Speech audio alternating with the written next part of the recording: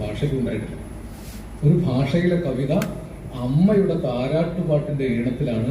ആദ്യത്തെ കവിതയാണ് മലയാളത്തിൽ. മുമ്പ് നാട്ടുപാട്ടുകളൊക്കെ ഉണ്ടായിട്ടുണ്ടെങ്കിലും അംഗീകരിക്കപ്പെട്ട ആദ്യത്തെ കാവ്യമാണ്. എഴുത്തച്ഛന് മുമ്പുണ്ടായതാണ് കൃഷ്ണഗാഥ. അത് അമ്മയുടെ താരാട്ടുപാട്ടിന്റെ ഈണമാണ്.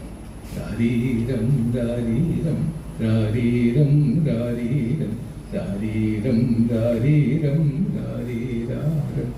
മഞ്ജരി അങ്ങനെ പഠിപ്പിച്ചാൽ മതി വാസ്തവത്തിൽ, അല്ലേ? നിങ്ങളെങ്ങനെ മഞ്ജരി പഠിച്ചേ?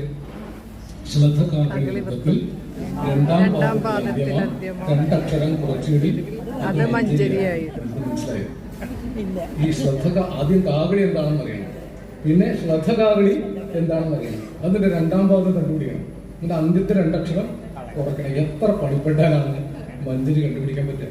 പകരം രാരീരം രാരീരം രാരീരം രാരീരം രാരീരം രാരീരം രാരീരാരം.